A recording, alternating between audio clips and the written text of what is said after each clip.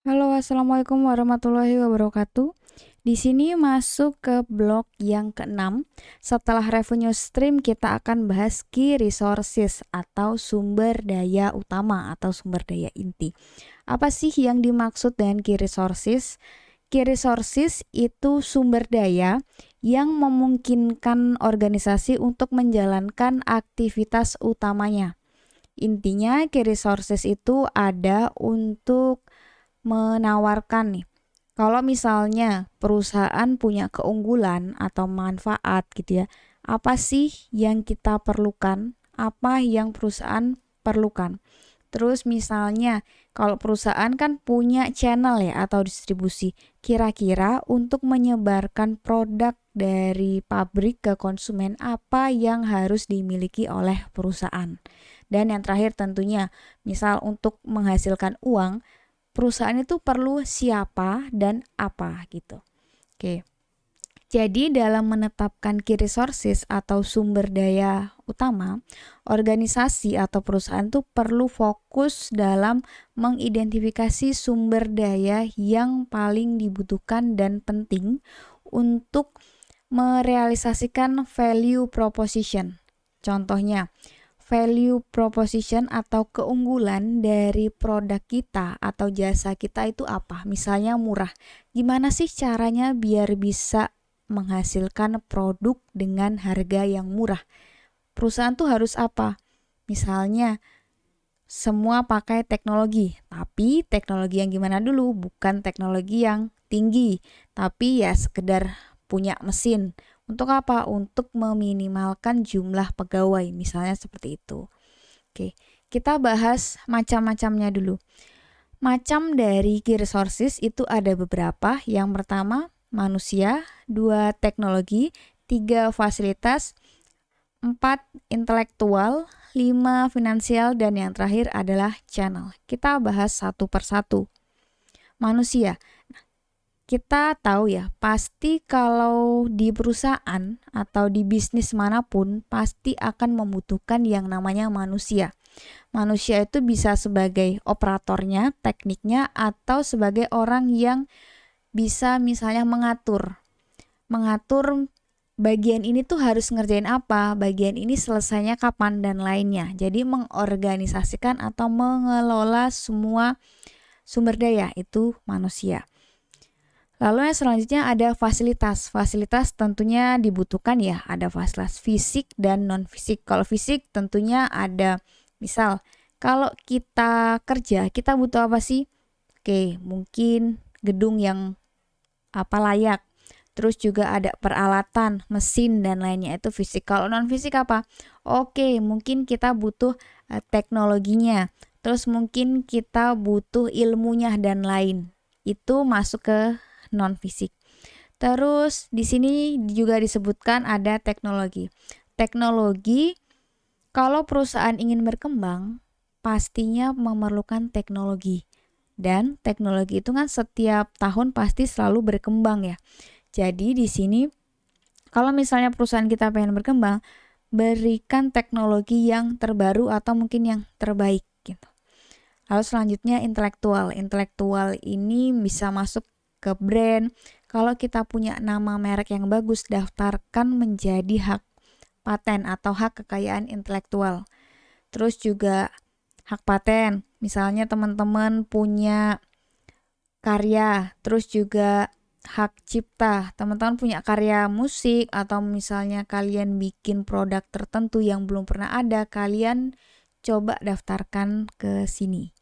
Terus database, data-data dan lainnya. Dan yang terakhir itu channel. Kalau channel itu kan distribusi ya. Setiap perusahaan atau bisnis pasti punya channelnya sendiri atau saluran distribusi. Nah, saluran distribusi ini kan sangat penting bagi perusahaan ya, terutama perusahaan yang dia itu menjual kebutuhan konsumen atau customer good.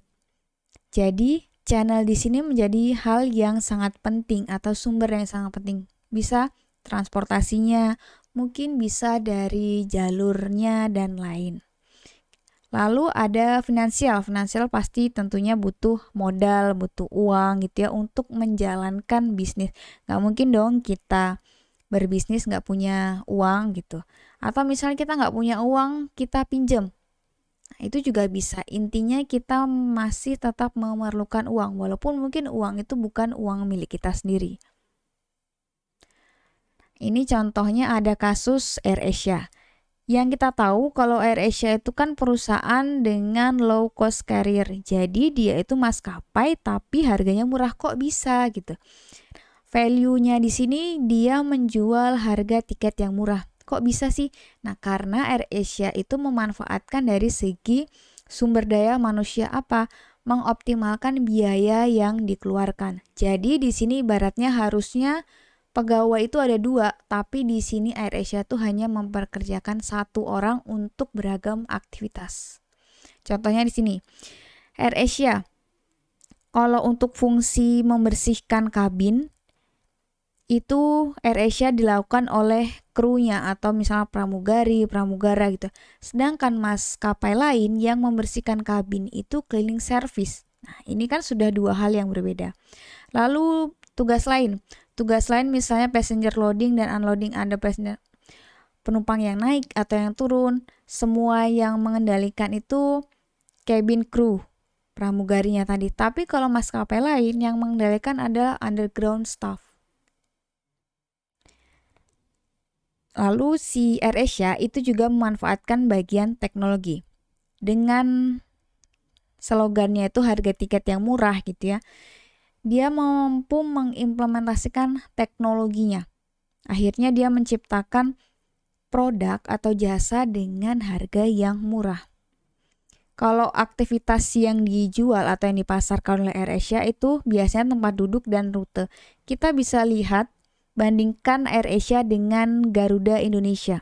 AirAsia itu untuk tujuan atau rutenya hanya itu-itu aja dan biasanya di kota-kota besar.